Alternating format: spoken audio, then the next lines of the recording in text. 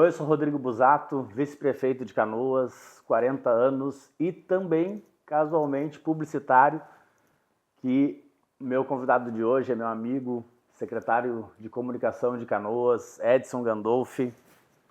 Casualmente publicitário também. Casualmente publicitário, né? Eu acho que foi a publicidade que nos ligou aqui também, né? Exatamente. A gente foi colega na Ubra, né? A gente cursou o mesmo curso. E a vida foi nos unindo, né, Edson, no trabalho, né? Porque na faculdade a gente se falava, né, bastante, mas não como depois no mercado de trabalho, né? Acho que vamos começar, para nós chegar até o momento aqui da comunicação, da tua vida um pouco, né, de lá para cá, porque tem muito a ver com a minha também, né? Então, eu ia dizer bom dia, mas eu não sei quem vai estar assistindo que horário aqui. Então, olá, me chamo Edson Gandolfi, sou publicitário, estou secretário de Comunicação de Canoas hoje.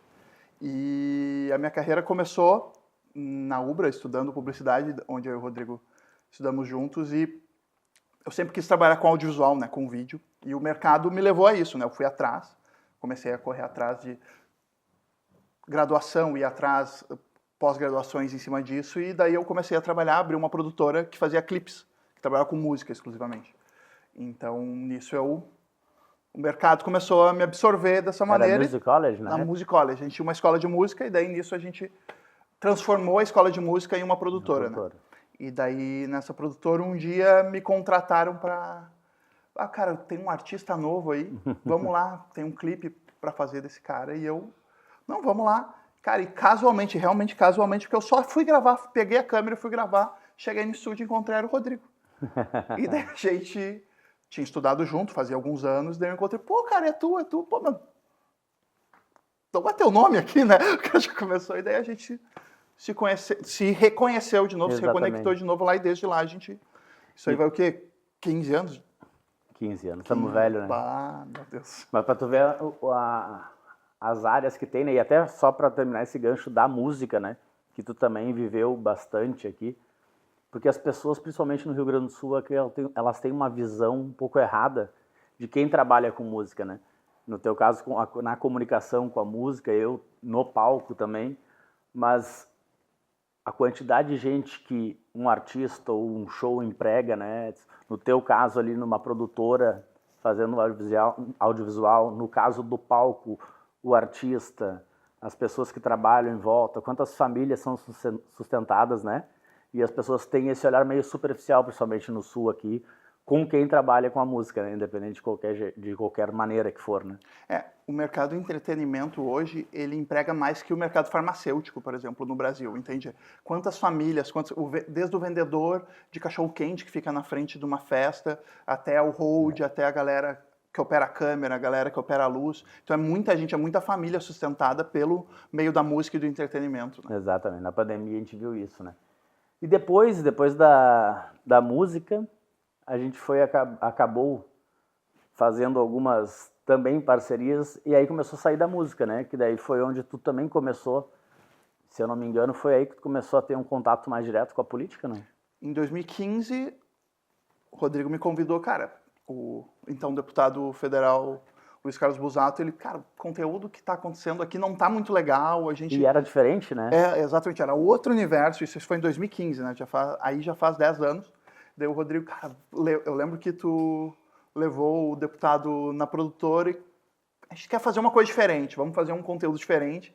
E daí a gente começou a trabalhar com o deputado aí. E daí a gente começou a fazer vídeo, coisa. Eu lembro que a gente, esses dias apareceu uma lembrança no Facebook de quando a gente foi para Brasília para gravar Sim. o deputado e mostrar a diferença da política. Ali a gente começou a fazer coisas que não estavam sendo feitas no mercado na época. Aí tu viu como é que evolui a tecnologia e a comunicação no mundo da política e no mundo de um governo. Naquela época que a gente foi para mostrar o dia a dia do deputado em Brasília, que hoje se conta por histórias, né? Que não tinha histórias na época. Então eram vídeos de 10 minutos que a gente fazia, que hoje não se faz mais, né? Tu vê, se a gente está falando de 10 anos atrás. Não, eu lembro, eu comentei isso aí com o pessoal esses dias, cara, que a gente foi e eu revi o vídeo tem 9 minutos e alguma coisa, e a gente, cara, e tirou tudo que dava, assim, era um vídeo 3 dias, ao invés de fazer vários microvídeos, a gente pegou 3 dias do deputado fazendo tudo que ele podia fazer em Brasília, assim, eu acho o vídeo incrível ainda, mas só que tipo, é um documentário, hoje passa na Netflix, É um assim. documentário. Porque cada vez mais as pessoas têm menos tempo, muita informação chegando. Então, hoje em dia, num conteúdo, né, se tu não prender a atenção das pessoas nos primeiros 3 segundos, nos primeiros segundos de vídeo, é tanta oferta, tu que trabalha nessa área de audiovisual, é tanta oferta, é tanta informação que chega nas pessoas que não é fácil, é um desafio, né, de prender essa atenção. Como secretário, nós vamos chegar agora, lá ainda, né, mas casualmente eu também tive essa experiência de ser secretário de comunicação e tu trabalhou comigo de diretor de publicidade na época. Nós enfrentamos a pandemia, né? A pandemia, e ali começou, acho que um dos nossos maiores desafios no serviço público, porque também tem quem pense que a comunicação é uma parte supérflua do governo, onde pensa naquele momento ou daquele jeito só como uma propaganda, uma autopromoção, o que não tem problema nenhum, na minha opinião, porque é uma prestação de contas e é dever da população saber o que está acontecendo. Mas também tem o viés, e a pandemia foi assim, do serviço que deixa de chegar nas pessoas, da informação correta que pode salvar uma vida, né? Da informação, quando tu também, a importância que faz o teu trabalho bem feito, o que toca na vida das pessoas, mas o mal feito também, né? Que é uma responsabilidade, né? Eu lembro que em 2020, quando a gente estava na Secretaria de Comunicação, tu como secretário e eu como diretor, cara, a gente fez coisas... Eu lembro que eu não parei um dia, não parava um minuto, a gente não parava um minuto de trabalhar, porque a gente, cara, todo dia a gente fazia um carro de som diferente para avisar a população, a gente fazia live diária com o prefeito para informar a evolução da pandemia, como as coisas estavam, era uma coisa, tipo, a comunicação foi tratada de uma maneira que eu acho que é a maneira ideal, que tipo, é como todas as reuniões, todas as questões importantes, todas as decisões importantes de governo, elas passavam pela comunicação, porque a população precisava chegar nela, as coisas e é uma coisa que a gente sempre fala sobre a comunicação, não adianta o governo fazer 1 milhão de coisas e a população não saber, e a população se sente insegura com o governo. Não é, claramente só a autopromoção do político, mas a população precisa saber e se sentir segura na cidade e gostar do que está vivendo, assim. A comunicação faz isso. Claro. Ela trabalha com a autoestima da pessoa, além de, no caso da pandemia, ou até na própria enchente, a comunicação ela vai salvar a tua vida, né? Uhum. Ela é uma coisa, tipo, se tu vê os canais oficiais de comunicação, a pessoa, não, espera aí, ali estão me dizendo como fazer, como trabalhar, a maneira como a gente deve se portar nesse caso. Então, eu acho que a comunicação é fundamental nesse lado. Exatamente. Nesse momento de crise, né, que a gente está citando, a pandemia foi uma gestão de crise em que a comunicação teve um papel. Como é que a gente fazia lá, né? A gente, naquela época, ninguém sabia nada, nem os médicos ainda, né? A gente chamou todo o corpo técnico, né, para uma reunião. Então, todas as partes que estavam trabalhando na pandemia, envolvidos numa sala de gestão, com a comunicação, com o prefeito, com a vice, para que se botasse todas as informações técnicas e ali a gente lapidasse para uma informação também com um formato que as pessoas entendam, né? Porque também tem muita informação técnica, às vezes, que as pessoas não entendem. E esse papel da comunicação, de facilitar, de falar em vários formatos para que várias pessoas entendam, também é muito importante. Por isso a repetição é tão importante nesse momento de crise também, né? Não, e tu falou muito sobre os técnicos, uma importância da comunicação é ouvir também, né? Saber ouvir as pessoas e saber traduzir para a população. É bem isso, entender. Cara, na pessoa lá no final da Matias, por exemplo, como vai chegar a informação nela? A gente vai fazer um flyer, que é ali a maneira de enxergar, porque a pessoa, às vezes ela não vai, ela pode ter rede social, mas ela não curte os conteúdos da prefeitura, não vai chegar para elas. Isso é bom de falar, porque as pessoas batem muito, né? Batem muito. Para que fazer um flyer impresso nos dias de hoje se tem o celular? Mas e o seu João, que não tem o celular ou que não tem a internet, como é que ele vai ficar sabendo do mutirão da saúde, né? Como é que ele vai saber do crédito para a empresa dele, né? A comunicação tem que ser para todo mundo, né? Por isso que a gente trabalha com assessoria de imprensa, botando nos veículos, porque querendo ou não, as pessoas, boa parte da população ainda consome televisão, ainda é a maior parte, 75% da população brasileira ainda consome televisão aberta. Eles sentam na frente da televisão. Eu odeio a fala das pessoas, mas por que botar na televisão? Ninguém assiste. 75% da população ainda assiste televisão aberta. É que tu não pode tirar o que tu faz achando que todo mundo faz, né? Eu sempre cito pra galera, a gente não pode se usar como exemplo nunca, porque a gente não é público. Exatamente. A gente não é o público que a gente quer alcançar, não é... eu não assisto mais TV. Tu não assiste, cara, mas a população tá ali assistindo, a pessoa tá ali, e se ela vê no Jornal Nacional, se ela vê no Jornal do Almoço, se ela vê no Fantástico, ela vê uma propaganda daquilo, é muito mais fácil de alcançar a maior parte da população do que às vezes com a rede social. Porque as pessoas se fecham muito à rede social, mas tem tudo ali, tá tudo no celular, cara, mas precisa chegar em ti. Não é todo o conteúdo de todo mundo que chega para as pessoas. E diferente da empresa, a empresa tu tem o teu público-alvo, que tu tá focado naquele público para ter o teu lucro. Agora, num governo é muito mais complexo, muito mais abstrato que isso, né? Quando é um serviço que nem o exemplo que nós estamos fazendo agora.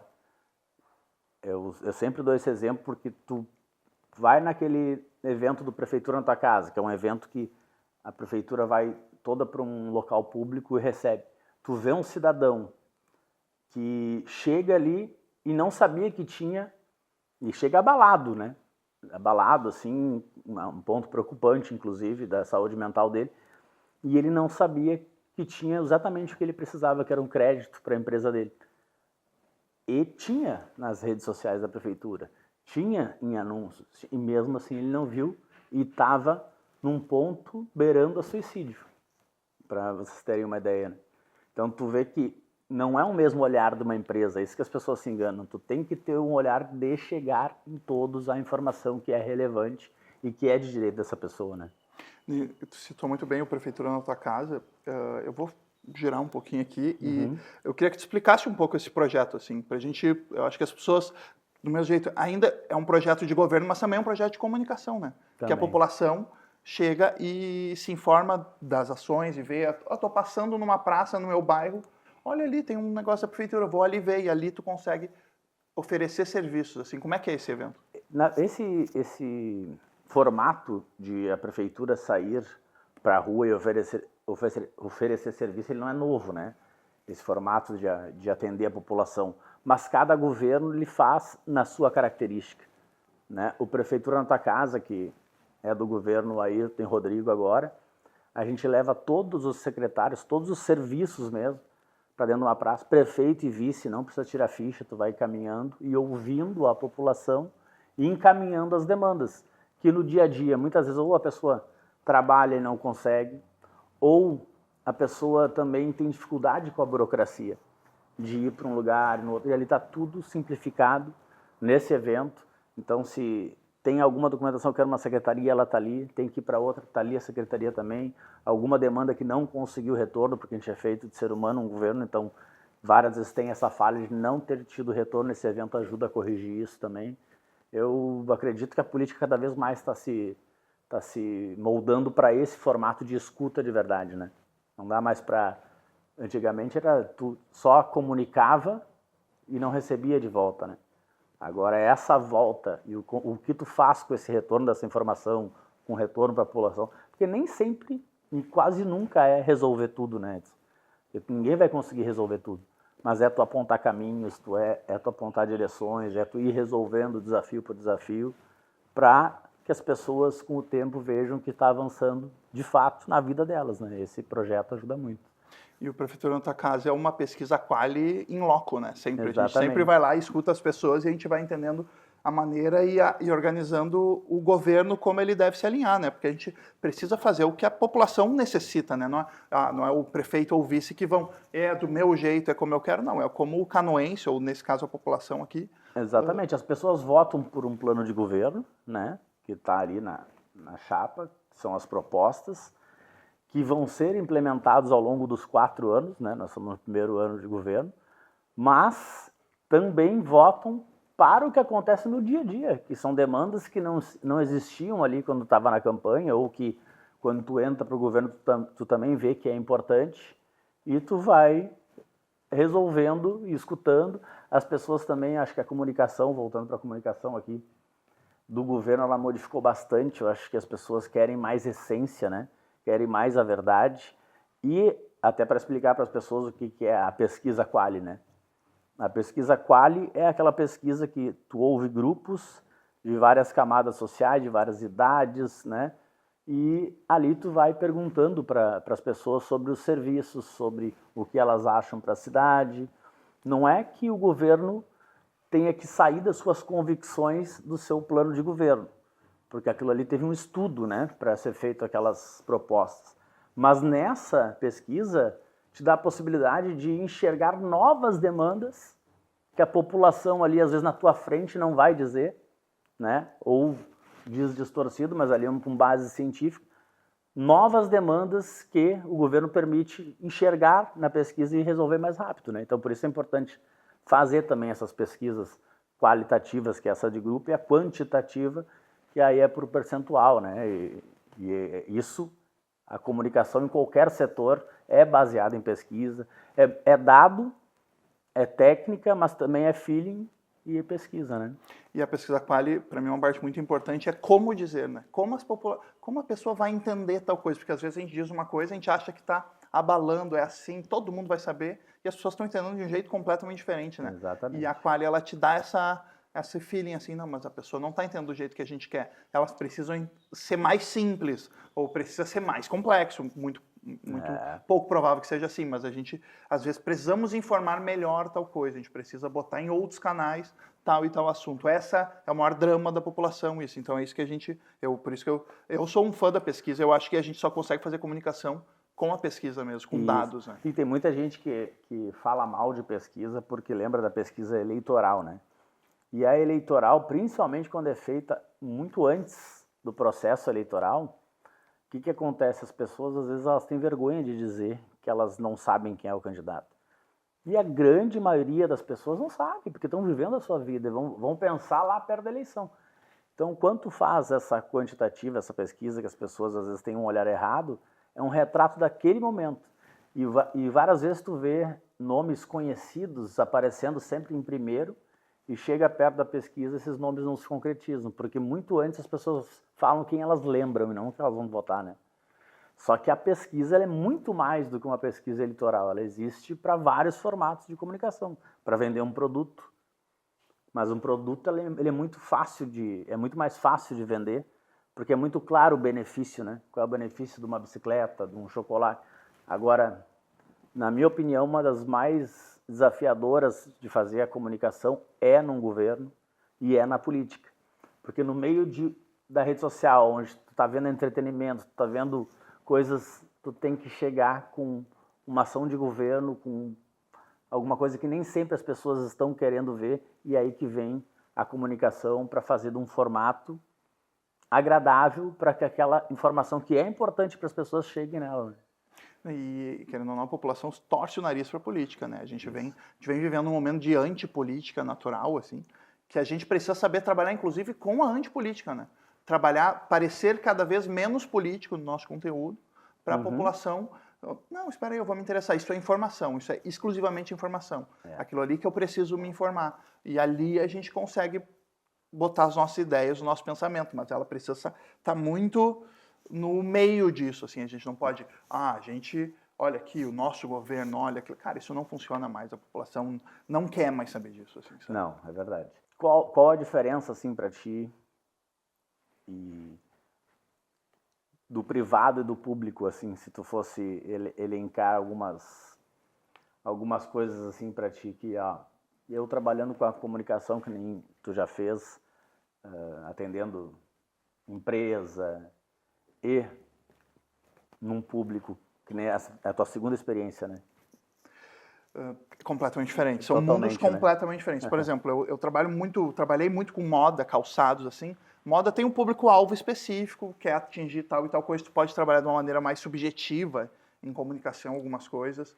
Ela te dá outro tipo de liberdade. Às vezes é importante mostrar só a beleza de alguma coisa. E já no público, cara, tu tem que comunicar para todo mundo. Todo mundo tem que te ouvir. E a gente sabe que a gente não vai conseguir comunicar para todo mundo, mas então a gente precisa escolher uma boa parcela da população e dizer, cara, a gente quer se comunicar mais para eles e com isso a gente vai acabar se comunicando com os outros, comunicando com boca a boca, com as partes. Só que a comunicação pública ela é muito mais 360 que uma comunicação de um produto, por exemplo, de uma empresa. Porque daí tu precisa estar no carro de som, tu precisa estar na rede social, tu precisa estar na televisão, tu precisa trabalhar com assessoria de imprensa, precisa trabalhar com um cartaz dentro do ônibus. Às vezes, tu precisa, cara, é a comunicação mais simples, às vezes, do jeito mais básico, que é que vai acabar chegando na população. Exatamente. Enquanto a gente pode fazer superproduções e coisas para marcas e se tu fizer isso aí no governo, cara, a tendência é funcionar cada vez menos, assim. Eu, como um cara que trabalho com audiovisual, trabalhei muito na minha vida, foi muito difícil eu fazer essa transição, tipo, cara, o simples e não o super elaborado, assim. Para mim era uma coisa, tipo, não, fazer um negócio super gigante aqui, daí as pessoas não conectam com as pessoas, porque não é a verdade delas, assim, sabe? E vai mudando, né? Tu tem que saber acompanhar também essa mudança do que as pessoas estão querendo, né? Isso não é, na minha opinião, ter a falta de identidade. Não, é tu se atualizar para o teu trabalho ter maior resultado, né? No público, tu mede pelo faturamento da empresa, se tá indo bem. No privado, desculpa. Tu mede pelo faturamento da empresa, a empresa está satisfeita, está vendendo, não está. Mas no público é um desafio diário, né? Por isso é importante a pesquisa, por isso é importante também estar na rua conversando com as pessoas e também o feedback pelas redes sociais que nos permite para tu ir calibrando para saber se o lucro do teu trabalho, que é as pessoas saberem, as pessoas estarem informadas, está acontecendo. É muito mais difícil, né, de detectar, né? Agora em junho a gente teve fortes chuvas na cidade e a população está muito machucada de maio do ano passado, né? Então a gente fez uma estratégia de comunicação de começar a ir de minuto em minuto mostrando a casa de bomba funcionando, mostrando a rua secando, mostrando o trabalho da população da maneira mais simples possível, com data, hora e atualização do que a gente estava fazendo. O primeiro que a gente botou, laço, apanhando da população, apanhando a população. Quando a gente daí a gente vai botando, e as pessoas vão acalmando porque elas estão vendo, não, espera aí, aqui eles estão me comunicando direito. Sim. E o termômetro do comentário na rede social é muito claro, assim. Daí tu vai vendo, daí daqui a pouco as pessoas, obrigado pela informação. Então a gente vai desconstruindo esse medo ou até essa falta de credibilidade que os órgãos públicos acabam tendo, mostrando a verdade, demonstrando para as pessoas que aquilo é de verdade. E essa chuva de junho nos deu esse exemplo, assim, sabe? E na chuva, já era naquela época, na pandemia. Mas na chuva, depois da enchente, eu acho que o principal inimigo da população e do governo é os vídeos de WhatsApp, as fake news e situações, às vezes, de vídeos que nem são de agora, que envolve a política no mau sentido da palavra. A gente está comunicando uma situação e elas recebem no WhatsApp aqueles vídeos, ou vídeo antigo, ou vídeo apavorando ainda mais. Só que nesse momento está abalando ainda mais a saúde mental das pessoas, né? Esse desafio de conter as fake news, ele vai ser, acho que eterno, né? Para nós da comunicação e para nós que vivemos na política, né? No governo. Para mim, não tem nada pior que esses áudios de WhatsApp que as pessoas mandam um áudio. Olha aqui, tem que sair daqui porque o pessoal diz que vai estourar o DIC, por exemplo. Uma coisa que...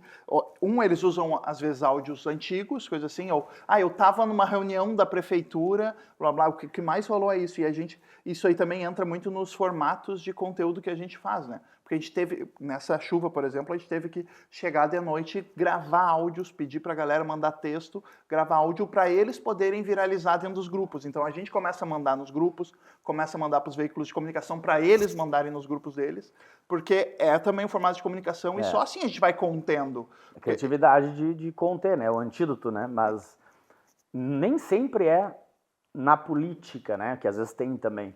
Às vezes, isso é bom as pessoas entenderem, às vezes é na boa intenção, só que só escutou uma informação, um achismo, e aquilo ali vira assim uma verdade e se espalha de um jeito que as pessoas não entendem as consequências que isso causa.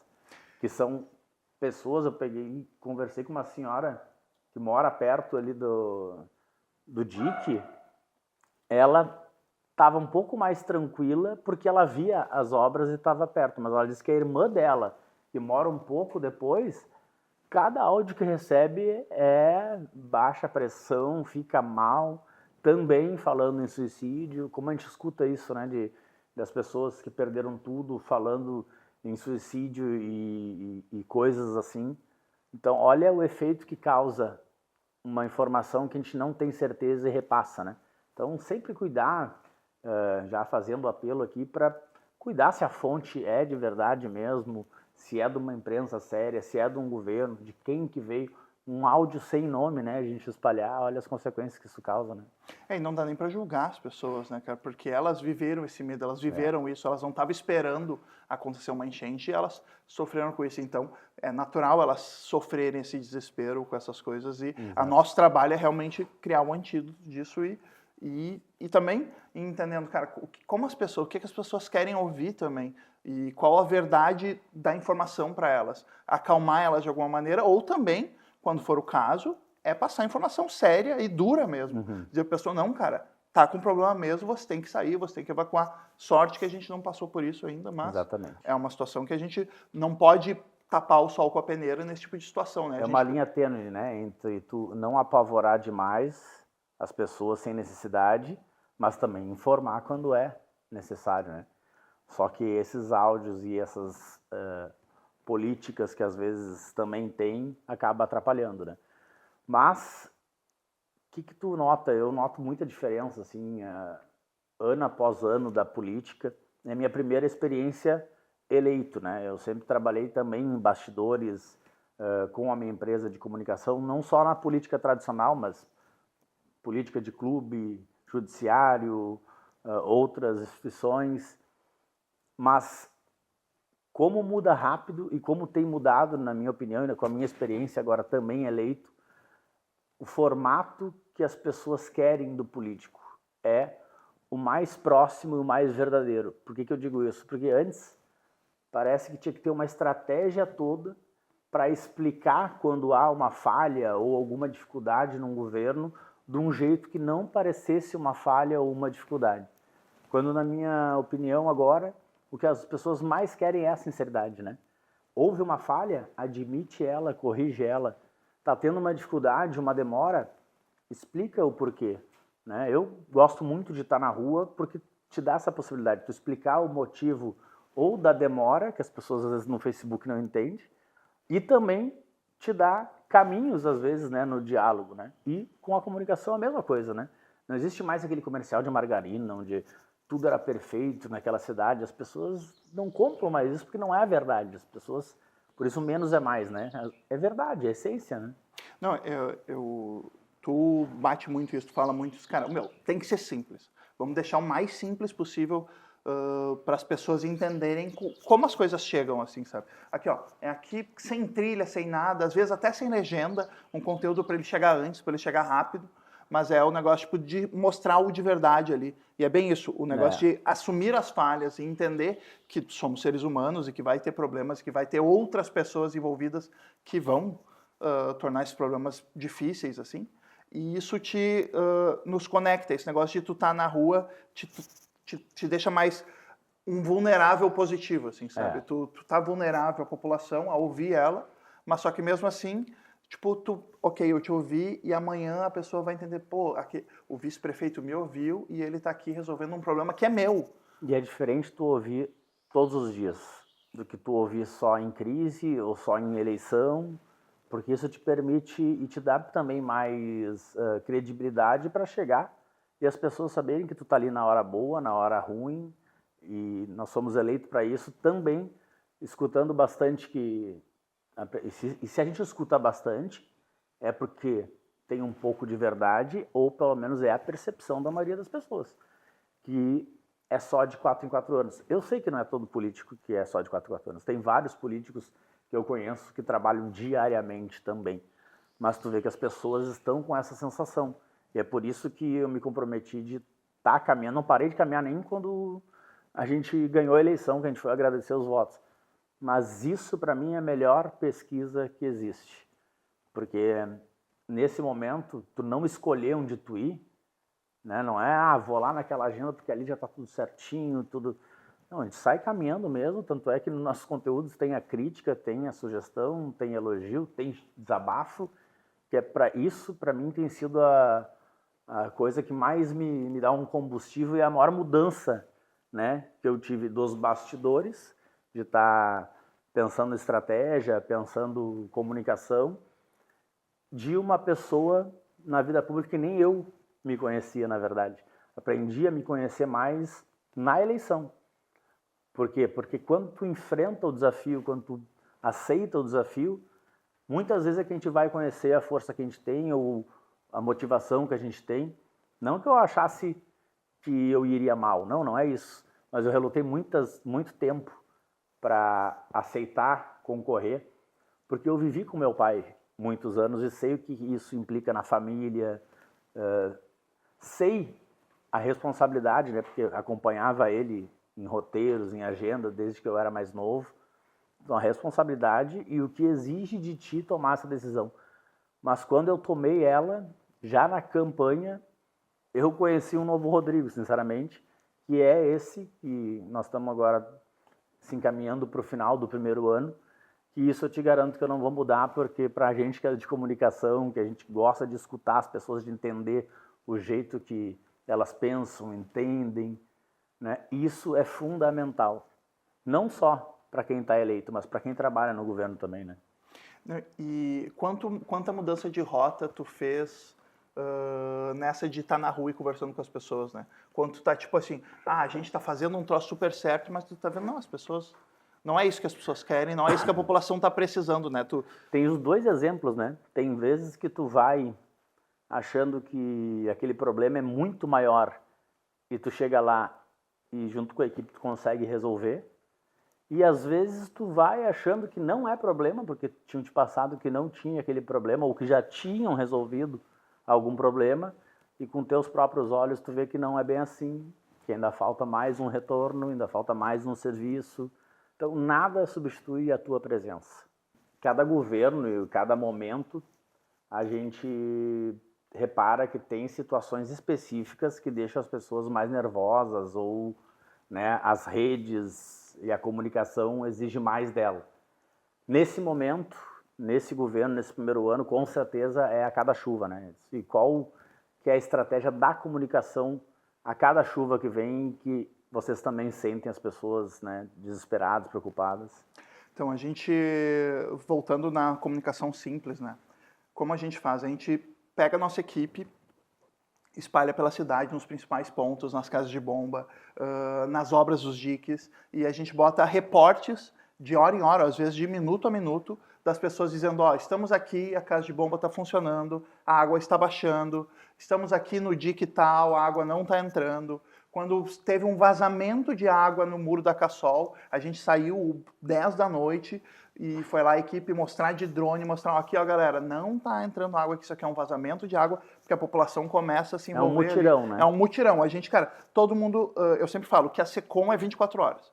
Todo horário alguém tem que estar pronto para receber uma ligação e tipo, vamos lá, vamos gravar, vamos fazer isso aqui. Isso acontece sempre, assim, sabe? Então a gente tem que estar pronto para dar informação para a população. Como as obras é 24 horas, como toda a prefeitura é 24 horas, a gente é ente público 24 horas por dia, né? Então todas as pessoas que trabalham no meio também trabalham 24 horas por dia. Então, porque as pessoas estão acordadas a qualquer horário para poder receber informação. A gente cansou de botar informação tarde da noite para pessoas acalmarem em relação a alguma coisa, né? Exato. Então, a nossa estratégia é estar presente sempre e mostrando a realidade. E repetindo, porque pegando o que tu falou aqui, a chuva são vários desafios e várias repetições. Dentro delas, por exemplo, a casa de bombas que tu falou. Se também nós for 100% só escutar, sem convicção técnica, também é um problema. Porque muitas vezes aconteceu da pessoa ou alguma pessoa na rede social dizer a casa de bomba está desligada. Só que com aquele nível de água que estava naquele momento, era para estar desligada mesmo. Se liga antes, queima o motor e acontece uma série de prejuízos para a chuva, para a prefeitura, para o equipamento. Então também é informar isso, né? Às vezes as pessoas, choveu, liga a casa de bomba. Então permite dar explicações técnicas para não é sair fazendo tudo que as pessoas pedem, Porque nem tudo que as pessoas pedem tecnicamente está correto, né? Então esse desafio de repetição, de estar várias vezes, porque na verdade aquela fake news, aquela matéria, aquela notícia que a gente fala, estão várias vezes nos WhatsApp, né? Elas estão de manhã, de tarde, de noite, e aí nós temos que estar também de manhã, de tarde, de noite informando a informação correta, né? Para contrapor isso também. E tem uma coisa que o governo, eu tenho sentido muito isso nesse 9 meses que nós estamos agora entrando no 10º, que é, cada momento a população ela está querendo uma coisa. Quando a gente entrou no governo, qualquer postagem sobre qualquer assunto e as obras dos diques? Como estão as obras dos diques? Não sei o que, não sei o que. A gente começou a informar muito a obra do dique, demonstrar, não só informar, fazer as obras, recursos todas, daí as pessoas... Começou a diminuir as obras dos diques, as pessoas pararam de comentar.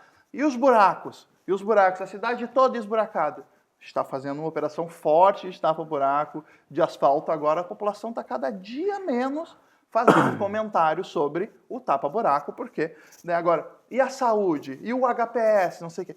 Todo dia a gente tem que estar preparado para responder o que a população quer. E também o governo entender qual é a prioridade de entrega também. Então fica muito na comunicação isso. A comunicação tem um papel, mas o governo tem também, e isso facilita porque eu já tive dos dois lados, né? Porque eu já vi governo culpando a comunicação, principalmente quando algo está ruim, e nem sempre é a comunicação, né? A comunicação é tipo garçom, né? Aquela analogia, tu leva o prato. Tu pode estragar ele se tu atender mal, né? Se tu não fizer bem o atendimento. Mas se o prato não estiver bom, ao mesmo tempo, se o prato tá bom e a comunicação não leva até o cliente do jeito, não adianta nada, né? E agora, na nossa jornada aqui, é o primeiro ano de governo, e as pessoas, com tudo que aconteceu, não só da enchente, mas os episódios de briga de prefeito e vice, isso saiu na pesquisa também, as pessoas, a briga também generalizada, né, na política, onde tu não consegue mais discordar, se tu discordar é inimigo, e inimigo tu tem que executar, tá uma coisa assim meio raivosa, né? Meio não, bastante raivosa, né? E eu sou um perfil mais que acredito na conciliação, não numa forma fantasiosa, utopia, não. A gente vai discordar, cada um vai brigar pela sua posição, mas dentro de uma conversa, como existia já antigamente, né? E hoje em dia parece que tu não consegue mais conversar sobre nenhuma opinião, que tudo é dividido, né? A comunicação também deve sofrer esse desafio, né? De como tu comunicar e não parecer que está indo para um lado ou para o outro, quando na verdade tu só quer informar aquela situação. E, pegando o teu gancho, são as obras dos diques. A gente pegou muitos desafios aqui, e a gente sabia disso, né? Mas os desafios, depois de uma enchente que nunca aconteceu, não seria do dia para a noite que a gente ia resolver. Aliás, eu nunca vi alguém resolver nada do dia para a noite. Não é sobre isso, né? É sobre as pessoas entenderem que nós estamos trabalhando e apontando os caminhos, como a obra dos diques. Nós passamos aquela dificuldade toda até começar a vir o recurso do Estado. Os buracos, ninguém sai na rua achando que está bom o buraco, nem o prefeito, nem o vice, nem os secretários. Nós estamos nessa operação, daqui a pouquinho a gente já vai avançar nessa pauta também. Então é aquilo que... E a conversa na rua com as pessoas também ajuda, né? Então é aquilo que a gente falou, a gente sabe dos desafios, só que o nosso plano de governo foi para 4 anos. Nós estamos num primeiro ano, depois de uma reconstrução. Sim, tem problemas financeiros, tem problemas que foram necessários serem causados para tudo que aconteceu. E cabe a nós agora comunicar as ações e fazer essas ações que não é do dia para a noite, mas que estão acontecendo, né? Não, e eu acho que a população, tu falou muito sobre a questão de brigas e coisa assim, acho que a população também quer estabilidade, né? Acho que é uma coisa, às vezes, que é muito simples. As pessoas entenderem que, tipo, cara, a pessoa só quer a cidade estável, com o mínimo de problemas possível. É o que eu penso, sabe? O cara que vai trabalhar, o cara que acorda cedo para trabalhar, o empresário que está empregando, ele quer isso aí, quer estabilidade, ele não é... Eu não sou pago para brigar, sou pago para resolver, para trabalhar, para levantar todo dia e escutar as pessoas, resolver, o Ayrton também, o secretário. Quando vê, ainda mais briga por ego, quem perde é a população, né, cara? Então, ninguém aqui é pago para brigar, né? Para opinar, tu ter as tuas opiniões, ok.